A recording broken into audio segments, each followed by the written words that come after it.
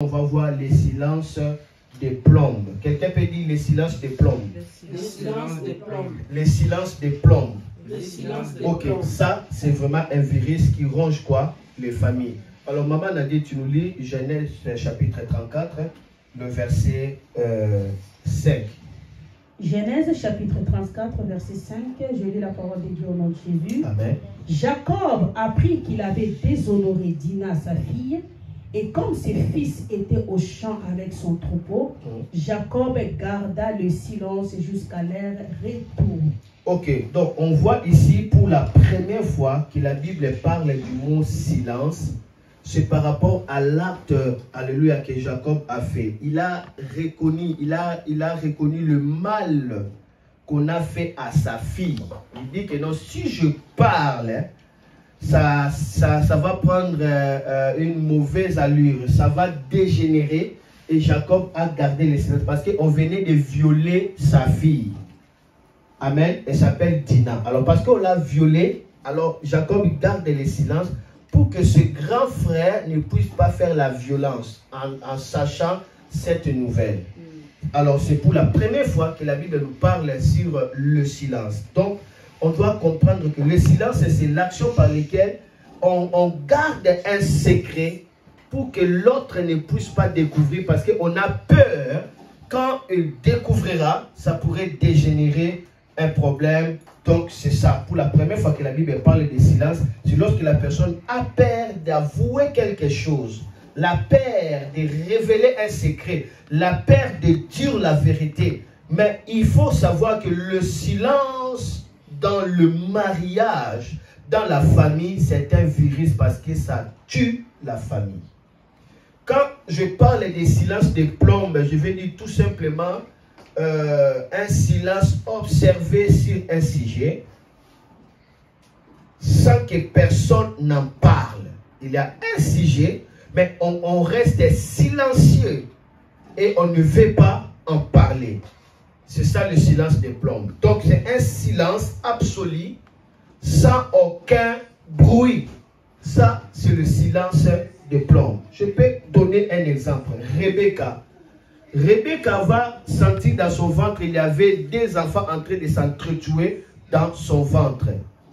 Il alla consulter le Seigneur. Le Seigneur dit, dans ton ventre, il y a des nations qui sont en train de faire quoi? De lutter pour que l'autre puisse dépasser l'autre. Mais il faut retenir que le plus dernier, c'est-à-dire le dernier, le plus petit, c'est lui qui sera le plus grand.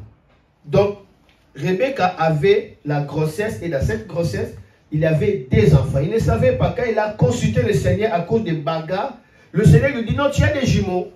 Mais dans ces jumeaux-là, le cadet sera le plus grand. Le cadet va dominer.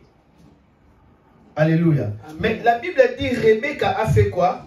A gardé cela en secret. Il n'a pas dit cela à son mari.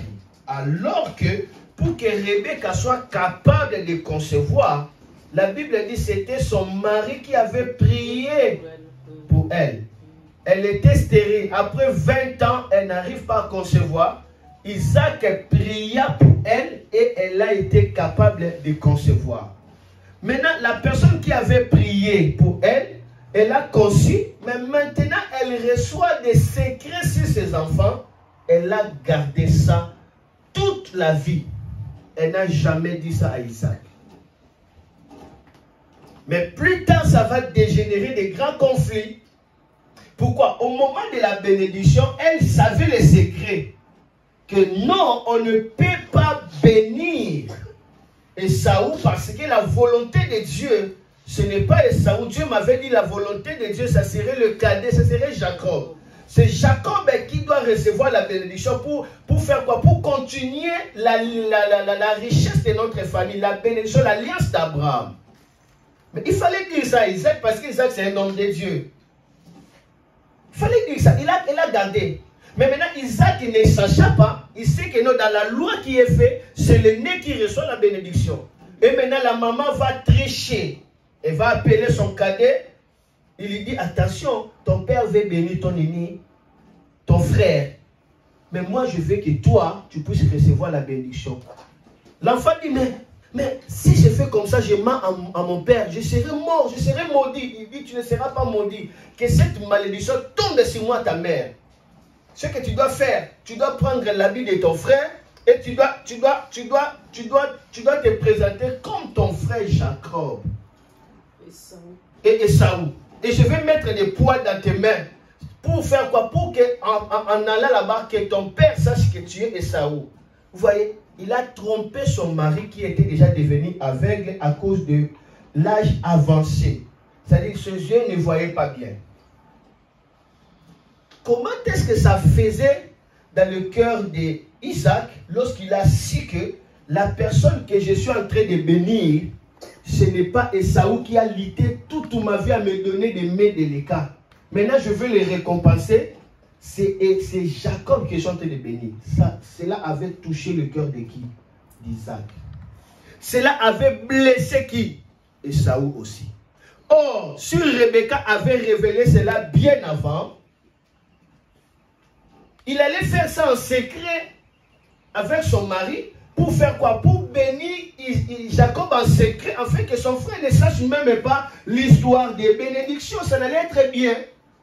Il allait tout simplement prononcer des paroles pour Isaac, mais que ça soit simplement, disons, prononcer la parole pour son frère, ça soit que la formalité. Mais la vraie cérémonie devait se passer en secret. La famille allait être unie. À cause de cela, Jacob n'a jamais été ensemble avec Esaü. Et aujourd'hui, la famille d'Esaü combat la famille de Jacob. Parce que Esaü, ce sont des Saoudiens. Ils viennent de là. Et on va voir dans l'histoire d'Israël, le peuple d'Esaü ont toujours combattu. Ont été toujours en allié avec les ennemis d'Israël pour les combattre jusqu'aujourd'hui. On va voir même plus tard dans le livre d'Abdia chapitre 2, la Bible dit dans les derniers jours, Jacob reprendra sa possession. Il reprendra, cela veut dire à ce moment qui est en train de gagner, c'est Esaü. Le conflit est semé parce qu'un secret a été gardé. Quand on garde des secrets sensibles, on ne veut pas dire ça à l'autre. On est en train de développer le virus qui va tuer la famille. Amen. Amen. On voit aussi Rachel en sortant avec son mari et sa famille. Rachel a pris l'idole de son père, alors que Jacob c'est un homme de Dieu. Eux n'utilisent pas l'idolâtrie. Rachel prit la statue de son père. Elle a caché ça. Et son père a su que non, que Jacob en partant, il est parti avec son Dieu. Son père a poursuivi Jacob. Dieu dans le chemin, il dit à son père, ne parle ni à bien ni à mal de Jacob. À cause des manques de vérité, vous pouvez ouvrir des portes aux démons de famille de vous poursuivre. Est-ce que je parlais? Amen.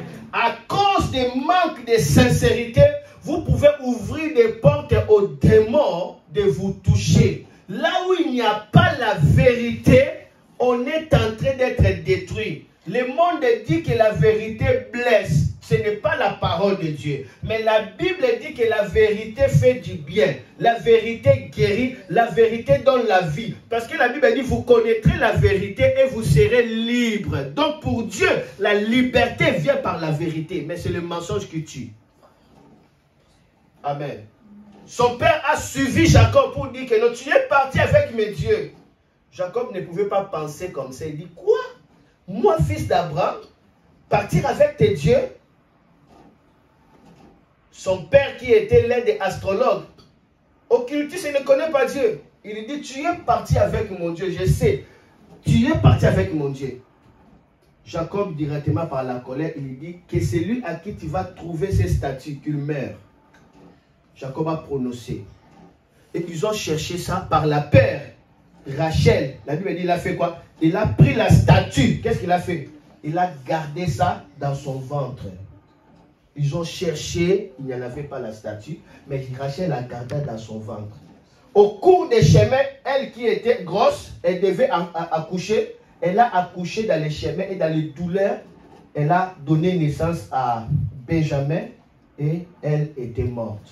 Elle était morte en couchant. Pourquoi? Elle avait gardé les secrets. Cela l'a tuée. Elle avait gardé les secrets et Jacob qui aimait Rachel et ne savait pas que Rachel avait la statue. Et dit c'est lui à qui on va trouver quelle mère. Oh, c'est la personne que Jacob a aimé plus. C'est elle qui avait gardé. Quand il y a des secrets, vous allez vous détruire les uns les autres. Dans les foyers et dans les couples. Dans la famille et dans le mariage. Le secret des plombes. Un silence absolu. Sans aucun bruit. C'est terrible. Laisse-moi ouvrir un peu la parole de Dieu. Nous sommes dans le livre des Nombres. Le livre des Nombres, chapitre 30, le verset 4 à 16. Nombre chapitre 30, verset 4 à 16. Nombre 30, 4 à 16. Nombre 30. Oui, 4 à 16. Nombre chapitre 30, verset 4. À combien? À 16? Oui, à 16. À 16. Je lis la parole de Dieu au nom de Jésus. Amen. Lorsqu'une femme, dans sa jeunesse, et à la maison de son père, fera un vœu à l'Éternel et se liera par un engagement, et que son père aura connaissance du vœu qu'elle a fait et de l'engagement par lequel elle s'est liée, si son père garde le silence envers elle, tout vœu qu'elle aura fait sera valable, et tout engagement par lequel elle sera liée sera valable. Mais si son père la désapprouve le jour où il en a connaissance, tous ses vœux et tous les engagements par lesquels elle se sera liée n'auront aucune valeur. Et l'Éternel lui pardonnera parce qu'elle a été désapprouvée de son père. Lorsqu'elle sera mariée, après avoir fait de vœux ou s'être liée par une parole échappée de ses lèvres, et que son mari en aura connaissance, et s'il garde le silence envers elle le jour où il en a connaissance, ses vœux seront valables et les engagements par lesquels elle se sera liée seront valables.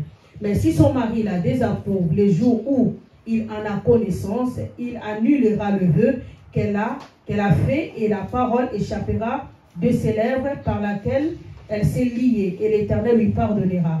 Le vœu d'une femme veuve ou répudiée, l'engagement quelconque par lequel elle se sera liée sera valable pour elle. Lorsqu'une femme dans la maison de son mari fera de vœux ou se liera par un serment et que son mari en aura connaissance, s'il garde le silence envers elle et ne la désapprouve pas, tous ses vœux seront valables et tous les engagements par lesquels elle se sera liée seront valables. Mais on peut se limiter là. Ici, on nous parle ici le silence à propos du vœu. Il y avait des vœux que les jeunes filles pouvaient faire. Et dans ce vœu-là, ils devaient mortifier leur corps, amener leur corps à souffrir. D'accord? Et c'est un vœu pour le Seigneur. Il dit qu'elle va maîtriser son corps, qu'elle reste comme ça. D'accord? Mais la Bible dit, si son père découvre que sa fille avait fait ce vœu-là de mortification, et que son père garde le silence, d'accord, la fille continuera avec ce vœu-là sans que cela soit brisé. Si son mari découvre que sa femme avait fait ce vœu-là, et que son mari garde le silence, le vœu continuera. Mais si le mari dit non, j'avoue que ma femme avait fait le vœu de mortifier son corps, directement le vœu sera désapprouvé. Et la femme qui avait fait ça n'aura pas de conséquences.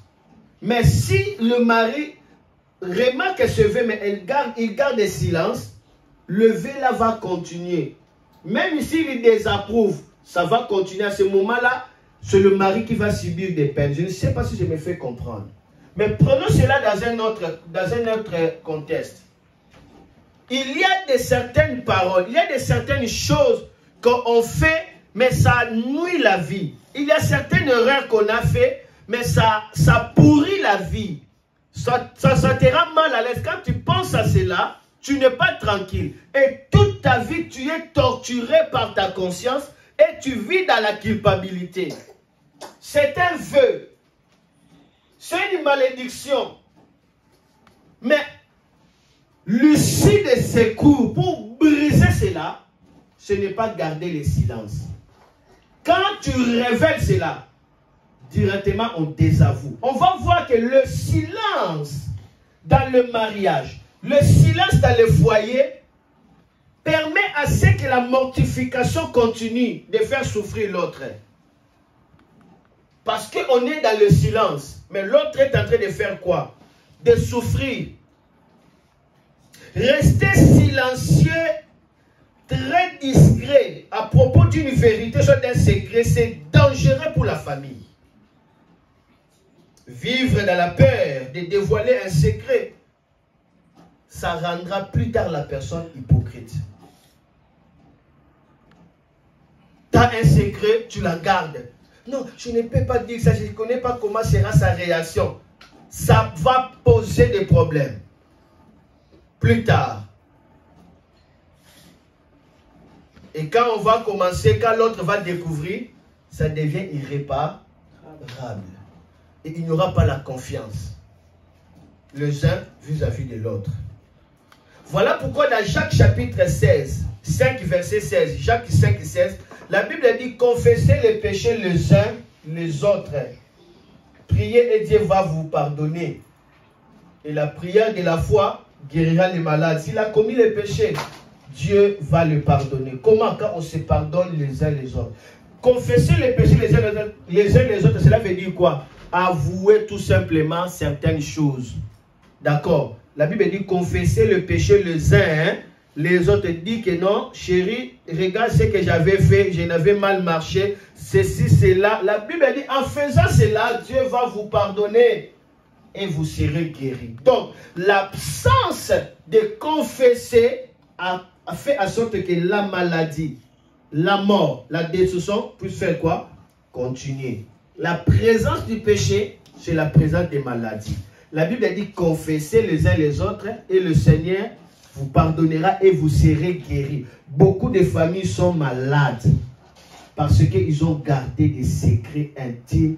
Ils gardent des secrets de plomb. Ils ne veulent pas que l'autre puisse les découvrir. Et le diable contrôle des familles parce qu'ils ont peur qu'on sache. C'est très dangereux. Est-ce que je peux avancer? Est-ce que quelqu'un écoute la voix de Dieu? Amen. Amen. Lorsque nous lisons 2 Rois, chapitre 7, 2 Rois, chapitre 7, je dois toucher le verset 9. 2 Rois, chapitre 7, directement le verset 9. Regardez ce que la parole de Dieu est en train de nous dire. 2 Rois chapitre 7, verset 9. Je dois lire moi-même. La Bible dit, le lépreux étant arrivé à l'entrée du camp, pénétrèrent dans une tente, mangèrent et burent, et emportèrent de l'argent, de l'or, des vêtements qu'ils allèrent cacher. Ils rêvèrent, pénétrèrent dans une autre tente et emportèrent des objets qu'ils allaient cacher. Puis ils se dirent l'un à l'autre, nous n'agissons pas bien. Cette journée est une journée de bonnes nouvelles. Si nous gardons le silence et si nous attendons jusqu'à la lumière du matin, le châtiment nous atteindra. Venez maintenant et allons informer la maison du roi. Ici, c'était quelle histoire? Israël était pendant la période de la souffrance. Et la Bible dit dans la ville de Samarie, à cause de la famine, de la souffrance des ennemis d'Israël qui avaient assiégé Israël, il n'y avait pas de nourriture, il y avait des crises terribles. Un jour comme ça, le roi en train de marcher au-dessus des murs. Il vit des femmes en train de se disputer. Le roi vient pour prêter l'attention. Qu'est-ce qu'ils sont en train de parler? Le roi attend ces femmes en train de dire que non, non, On a déjà tué mon enfant. Nous avons cuit et nous avons mangé nous deux. Maintenant, c'est le tour de tuer ton enfant. Et toi, tu refuses comment? On doit aussi tuer ton enfant pour qu'on puisse en manger. Le roi dit, hein? Je n'ai jamais entendu soit pareil. À cause de la famine, il commence à manger les enfants. À cause de la souffrance, le roi a déchiré ses vêtements. Le roi alla appeler le prophète. Le roi dit au prophète, si tu ne fais pas quelque chose, je vais te tuer. Comment est-ce que dans ma nation, les gens commencent à faire la ristourne des enfants? Je dois cuire ton enfant, je dois le manger comme on mange la viande. À cause de la famine. La Bible dit dans cette période-là, la famine était tellement intense, les gens commencent à chercher l'excrément des pigeons. Ils commencent à manger les caca des pigeons. Ils commencent à chercher à manger parce qu'ils ne peuvent pas manger même des poussières. La Bible a parlé, c'était tellement atroce. Et le prophète Élisée se leva, il dit, je vous dis, demain, à cette même heure, des nourritures vont entrer en abondance. Et le prix, le prix peut-être d'un pain qui coûtait 100 €, ça sera à 1 €. C'était comme ça. Le général il dit, pareille chose ne pourra jamais arriver. Avec ce genre de crise, pareille chose. Élisée dit, tu verras, mais tu ne mangeras pas. Quand Élisée a dit ça, le lendemain, il y avait 4 lépreux qui avaient fui le pays à cause des famines. Malgré qu'ils étaient déshydratés, il dit, ici on va mourir. Mieux vaut qu'on meure quand même ailleurs, on trouve quand même quelque chose à manger. Alors qu'il marchait, la Bible dit, Dieu a fait que ses pas deviennent comme le bruit des chars. Oh, il n'y a rien qui peut être étonnant à Dieu. Amen. Remarquez des lépreux. Tu sais la lèpre, ça gonfle les jambes et ça coupe des parties du corps. Donc un lépreux, quand il mange, on n'attend pas parce que c'est comme des chiffons. Mais Dieu a changé leur pas au bruit des chars. Dieu pour bénir quelqu'un n'a pas besoin d'une aide. Dieu pour t'élever n'a pas besoin que les gens soient à côté de toi. Si Dieu décide de te faire du bien, il le fera du bien. Amen. Et je déclare, Dieu va transformer ta faiblesse en une puissance. Amen. Dieu va transformer ton incapacité en une capacité extraordinaire. Amen. Dieu va te rendre fort devant tes ennemis. Amen. Là où l'armée d'Israël n'a pas pu, mais le lépreux a fait chasser les ennemis. Quand il marchait comme ça, la Bible dit, toute l'armée de ce pays-là ont fui d'Assyrie. Les rois ont fui. Ils ont laissé le pays. Ils disent que non, Israël s'est associé avec des grandes puissances pour nous tuer. Sauvons nos vies. Ils ont fui le pays. Ils ont laissé tout et des dépôts de nourriture. Maintenant, les 4 lépreux entrent. Ils ne trouvent personne. Dans le pays, je vous dis dans le pays. Il entre dans les dépôts, il trouve de l'or, il trouve de la nourriture, il commence à manger, il commence à manger. Après, il commence à se dire, si on garde le silence, Dieu va nous châtier. Aujourd'hui, c'est le jour de la bonne nouvelle. Allons dire au roi que ses ennemis ont fui et il a de la nourriture en abondance. Et ils sont allés dire au roi et ils sont allés pour faire piller la nourriture et la famine était terminée à cause de la parole que Élisée avait déclarée, mais ces gens-là n'ont pas voulu garder le silence. Donc, le fait de garder le silence, vous pouvez faire traîner la volonté de Dieu sur votre vie. Le fait de garder le silence, vous pouvez aussi faire amener le malheur sur votre vie. Il ne faut jamais garder le silence.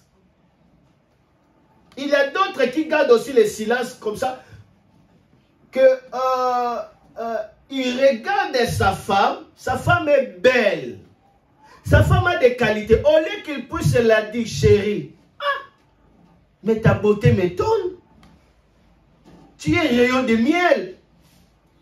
À chaque fois que je te regarde comme ça, je tombe fou amoureux. Au lieu de dire ça, elle garde où? Elle n'a jamais prononcé de poèmes sur sa femme. Mais là, le jour où il y aura un poète, comprenez la suite. Le silence, ce n'est pas bien. La bonne nouvelle, pourquoi tu gardes ça? Pourquoi? Est-ce que je peux avancer? Amen. Il y a une scène qui s'était passée, cela m'avait beaucoup choqué. Cela m'avait beaucoup choqué. Il y avait un couple qui s'est passé réellement à Kinshasa. Ce couple-là, après un moment, l'homme avait l'argent. Après un moment, l'homme a perdu le travail et les choses commencent à devenir difficiles. Maintenant, la maison qu'ils louaient, ils n'ont pas pu continuer encore à payer les loyers. Et il a été vraiment humilié jusqu'à ce qu'on a, on fait quoi? On a dit quoi? Des guerres. Hein? On a déguerpi. C'est quoi? Hein? La famille. On a déguerpi la famille. Voilà. Ils ont jeté des choses dans la rue parce qu'ils n'arrivaient pas à payer. Et l'homme est allé chez sa famille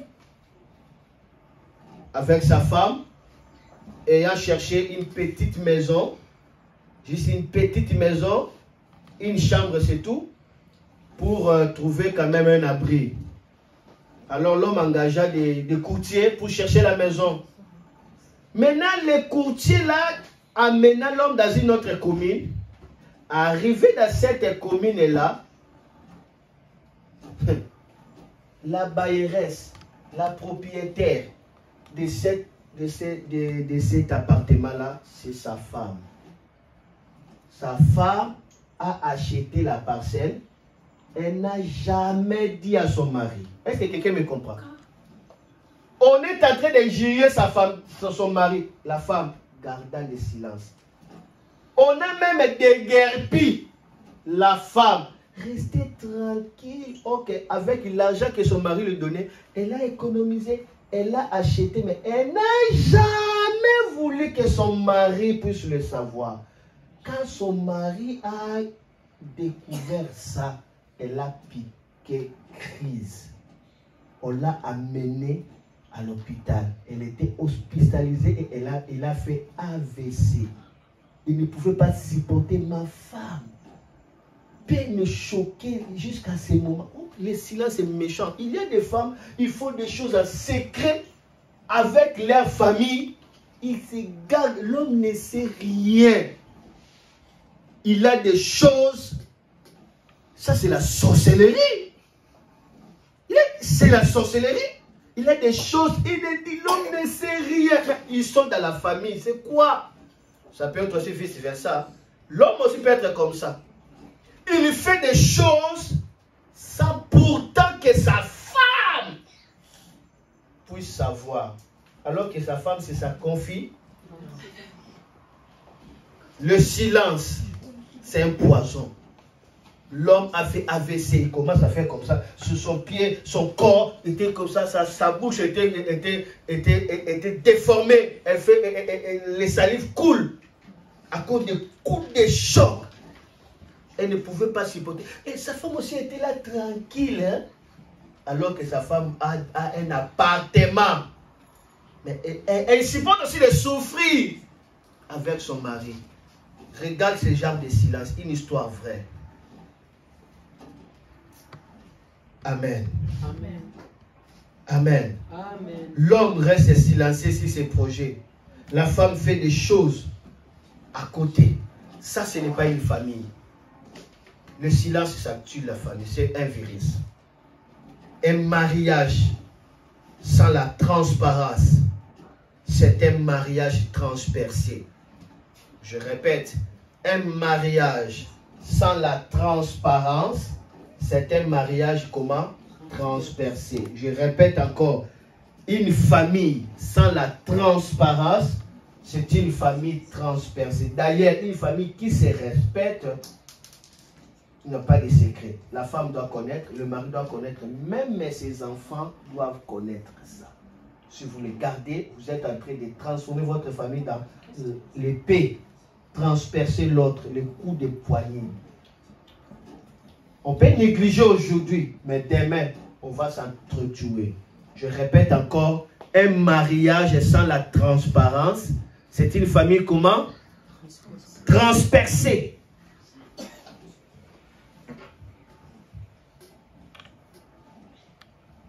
Que Dieu bénisse la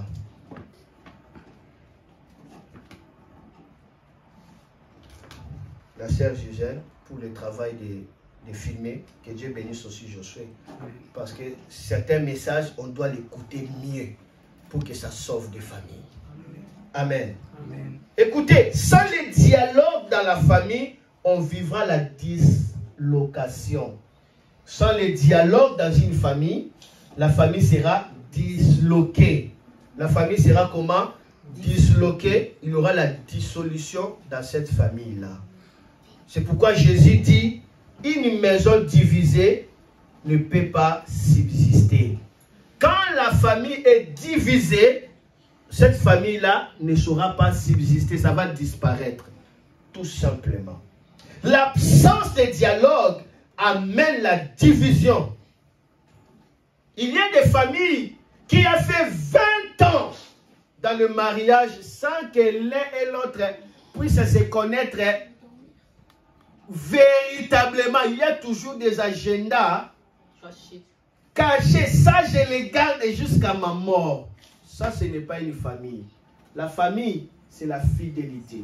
La fidélité, c'est le fait d'avoir la confiance jusqu'à mourir.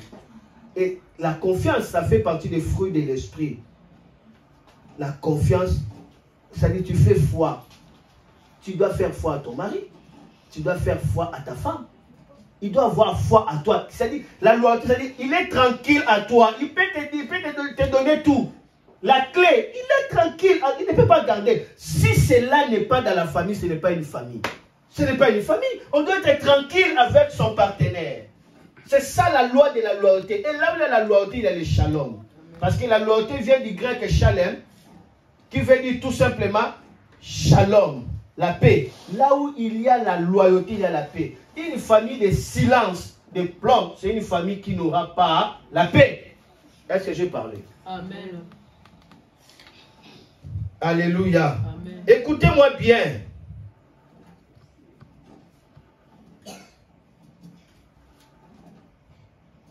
L'hypocrisie, c'est un vice consistant à attribuer un vertu, une piété ou un sentiment noble que l'on n'en a pas. Celui qui garde les secrets, c'est un hypocrite. Il manifeste une qualité dans laquelle ce n'est pas vrai. C'est l'hypocrisie. Et retiens avec moi, notez bien. Les dialogues, c'est la vie du couple. Les dialogues, c'est la vie des familles. Les dialogues, c'est la décision d'aimer. Les dialogues, c'est la vie du couple. Les dialogues, c'est la vie des familles. Et les dialogues, c'est quoi? C'est la décision d'aimer. Écoutez-moi bien. L'amour seul dans la famille ne suffit pas. Si vous voulez bâtir votre famille dans l'amour seul, vous allez vous dissolquer. Ça ne suffit pas. L'amour doit atteindre la maturité. Et l'amour qui a la maturité, c'est une décision, un engagement de vivre et de protéger la famille. On est amoureux. Sans l'engagement, sans la décision, cet amour-là n'ira nulle part. Ce qui conserve la famille, ce n'est pas l'amour. Ce qui conserve la famille, c'est la décision. La décision d'aimer. Quand Jésus dit aimer votre ennemi, est-ce que vraiment ça c'est un sentiment d'amour là? Mon ennemi, je t'aime. Est-ce que je vais t'aimer par le cœur d'amour? Non. La décision. Je décide de t'aimer. C'est tout. Parce que je décide, même si tu me blesses, c'est ma décision. Je te supporterai. Mais quand on veut conduire la famille que par l'amour, moins derrière, il y aura des divorces. Parce que plus l'amour est fort, pas de décision, moins de problèmes, cette maison s'écroule. Alors, ce qui soutient le mariage, ce n'est pas seulement l'amour, mais c'est la décision d'aimer l'autre. Et quand on se décide d'aimer l'autre, on est prêt à payer le prix. C'est ça la maturité dans l'amour. Est-ce que je parle bien ce matin? Est-ce que je vais continuer? Ah. Donc, la survie du mariage, c'est une décision. C'est un sens de responsabilité. Aimer n'est pas un sentiment, mais un engagement. Tout cela vient par le dialogue. Amen. Quand il y a le dialogue, la famille survivra. Quand il y a le dialogue, la solution sera trouvée. Quand il y a le dialogue, vous allez marcher dans une même direction. Vous n'aurez pas la vie, mais vous aurez la vision. La famille n'a pas besoin de la vie, mais la famille a besoin de la vision. C'est quoi la vie? Vous dépendez avec les yeux, mais la vision, vous regardez de loin. D'accord. J'ai des yeux, n'est-ce pas? Et quand je regarde de loin, est-ce que je vois des choses? Tous mes deux yeux voient combien de choses? Combien de choses? La même chose. Donc, moi et mon mari, on doit voir la même, on doit regarder dans la même direction. C'est ça la maturité. Pas la femme a sa vie, a sa façon de voir, l'homme aussi a sa façon de voir. Ce n'est pas ça le mariage. Regarder dans la même direction, c'est décider des dialogues, décider de trancher les choses à table, décider d'être des administrateurs pour cette famille. Et le mariage, c'est une entreprise. C'est une affaire des gérants. Alors soyons de bons gérants. Amen. Est-ce que je parle? Amen. Regardez avec moi quelques paroles et ça va nous faire du bien. Nous sommes là dans Proverbe chapitre 16, verset 20. Alors, s'il y a des gens qui ont quitté la salle, je leur demanderai de rentrer et d'écouter. Et même les enfants, tout le monde soit dans la présence de Dieu. Le fait de quitter la salle là, ce n'est pas bon. Parce que le diable, c'est un malin. Proverbe chapitre 16, le verset 20. Tout le monde soit dans la salle. La Bible dit ceci. Celui qui réfléchit sur les choses trouve le bonheur. Et celui qui se confie à l'Éternel est heureux. Celui qui réfléchit sur les choses trouve le bonheur. Réfléchir sur les choses, ça veut dire s'asseoir. On commence à réfléchir sur les dialogues. Si vous voulez trouver le bonheur, réfléchissez sur la chose.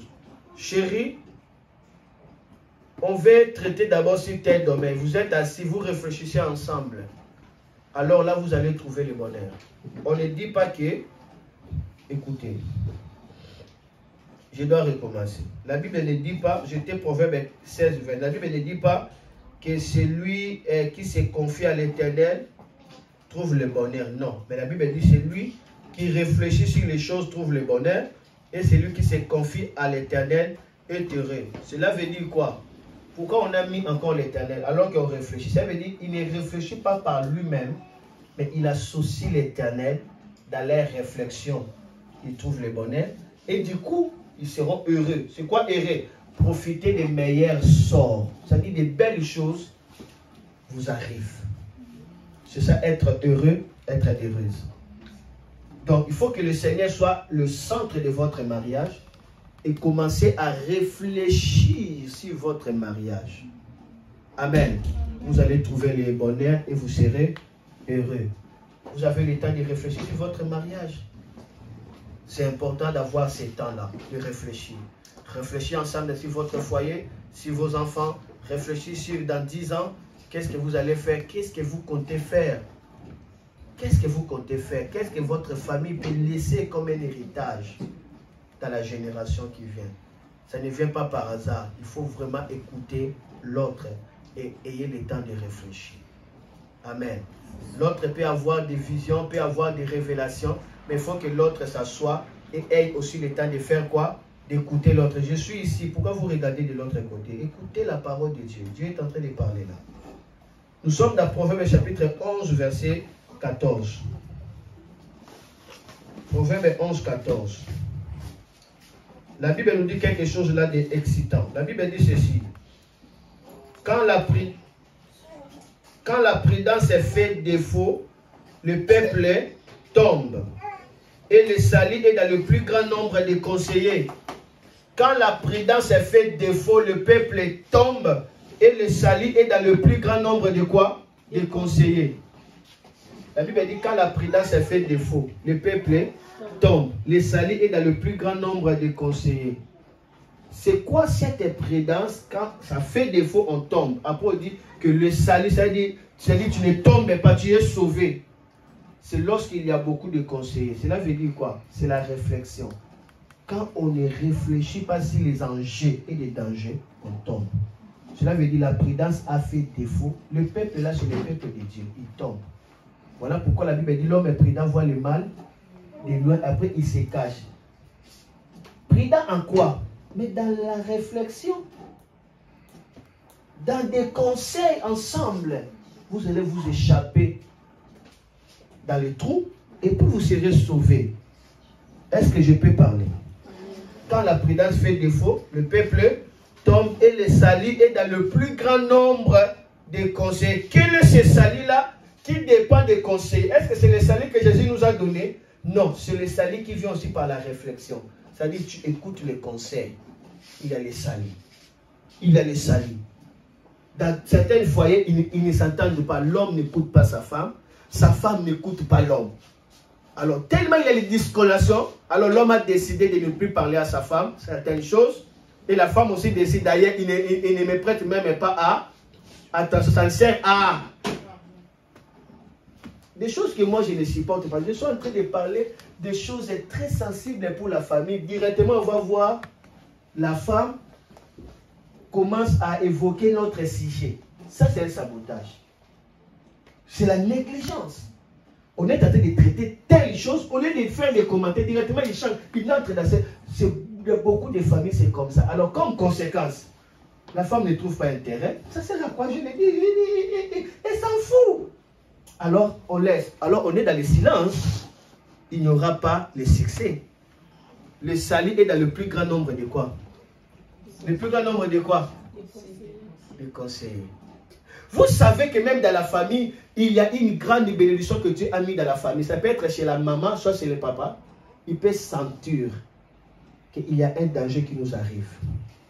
Mais quand l'autre écoute l'autre, ils s'assoivent, ils commencent à réfléchir, ils vont s'échapper à ces dangers-là. Mais quand on n'a pas le temps de s'écouter, on tombe. Le salut est dans le plus grand nombre de quoi? Est-ce que la parole est claire? Regardez, oh, ça me fait du bien. Oh. J'ai fait comme Joss Mayer. Regardez Proverbe chapitre 15, le verset 22. Et les Houssarabaye. Le projet échoue faute d'une assemblée qui délibère. Mais ils réussissent quand il y a de nombreux conseillers. Le projet échoue faute d'une assemblée qui délibère. La femme fait ses projets elle-même. Elle n'a pas besoin qu'on puisse critiquer ça et trouver la solution. L'homme aussi a ses propres projets. Il n'a jamais appelé son partenaire pour délibérer. Et ce projet-là va échouer. Est-ce que j'ai parlé? Est-ce que j'ai parlé? Amen. La Bible dit les projets échouent faute d'une assemblée qui délibère. Ça veut dire tu fais tout ce que tu veux. Tu ne délibères pas. Et surtout, ce qui est mauvais est que dans la famille, si la femme a peur de son mari, son mari dit je veux faire ceci, sa femme a peur de le dire que non, tu ne vois pas que ça pourra nous amener tel. La femme reste silencieuse. Et le mari s'engage là-bas, il fait naufrage, il échoue dans son affaire. Pourquoi? Le projet échoue faute d'une assemblée qui fait quoi? Qui délibère. Amen. Beaucoup de gens ont regretté dans la famille. Pourquoi? La femme a des sensibilités. Homme, écoutez-moi, vous qui me suivez là, écoutez-moi. Dieu a mis la sensibilité dans la femme. Parce que la femme est intrinsèque. La femme est intérieure. L'homme est extérieur. Déjà par leur appareil génital, ça explique tout. Alors, Dieu a mis la sensibilité dans la femme. Le mal qui arrive dans beaucoup de foyers parce que le mari n'a jamais écouté la femme. Si la femme commence à te dire attention à ton ami là, il est temps d'ouvrir les yeux par rapport à cet ami là. Plus tard, cela arrivera. Pourquoi? La femme a la sensibilité. Mais maintenant, quand il y a le silence, la sensibilité de la femme ne fonctionne pas. Et comme conséquence, il y aura des regrets et des frustrations. Amen. Et femme, travailler ta sensibilité par le Saint-Esprit, alors ta sensibilité sauvera ta famille. Amen. Alléluia. Laisse-moi encore donner les derniers versets et puis je termine par là. Proverbe chapitre 24, le verset 6. Je termine par là. Je vois que vous n'êtes pas fatigué. Donc, c'est-à-dire, la parole est en train de vous toucher. Ça entre tellement et ça lève la fatigue. Vrai ou faux? Vrai ou faux? Personne ne regarde la montre, hein, parce que c'est des choses de la vie. Amen. Ah, ok. Merci beaucoup. Regardez Proverbe 24, 6. Je lis.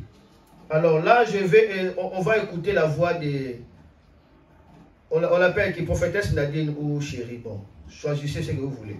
Bon. Lisez-nous prophétesse Nadine parce que nous sommes dans les temps. Proverbe chapitre 24, verset 6. Oui. Proverbe 24, 6, je lis au nom de Jésus. Amen. Car tu feras la guerre avec prudence et le salut est dans le grand nombre de conseillers. Ah, tu feras la guerre avec prudence et le salut est dans le grand nombre de conseillers. C'est quoi faire la guerre avec prudence? Ça veut dire faire la guerre avec la réflexion. Tu parles avec ton partenaire. Nous voulons atteindre telle chose. Ensemble, vous priez. Vous êtes en train de faire la guerre avec prudence. Mais quand vous faites seulement la guerre sans pourtant se parler, on va vous tuer. Parce que le salut, vous serez sauvé dans ce combat-là lorsque vous laissez les conseiller. Et ici, je parle de conseiller. Ici, c'est l'homme et la femme. Ça veut dire siéger et traiter sur l'affaire. Votre famille, votre foyer sera l'Éden sur la terre. Il est aussi possible de vivre une famille sans frustration. C'est possible. Amen.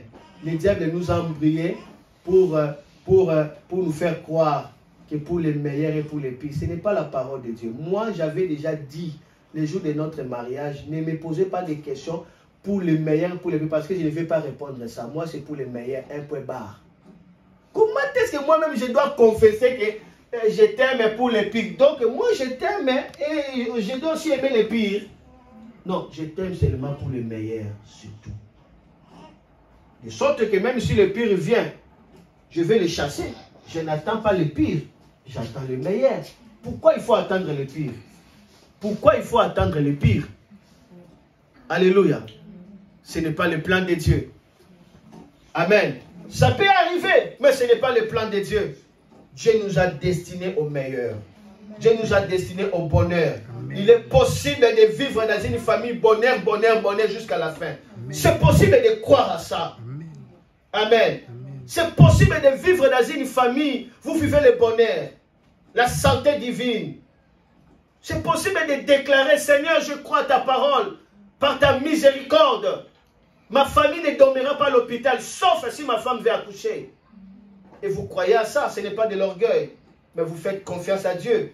Et Dieu aime lorsque ses enfants parlent de ces langages. Il parle de belles langues, de beaux langages. Il exalte l'œuvre de la croix, parce que l'Éternel est mon berger. J'attends le bonheur, je n'attends pas le malheur. J'attends le meilleur, je n'attends pas le pire. Parce que le pire n'est pas la provision de Dieu. Amen. Amen. Amen. Je t'aime pour le bonheur. Cela ne veut pas dire que je t'aime pour que seulement tu sois quand tu es dans le bonheur. Non, je t'aime pour le bonheur. Ça veut dire mon amour pour toi, c'est le bonheur. Je t'aime pour recevoir le bonheur avec toi. Comprends ça dans ce sens-là. Je t'aime pour le bonheur. C'est-à-dire, moi je ne t'aime pas pour le malheur. Il y a d'autres qui s'aiment pour le malheur. N'est-ce pas? Il a aimé pour les blessés. Ça c'est aimer pour le malheur, n'est-ce pas? Comprenez ça de cette façon.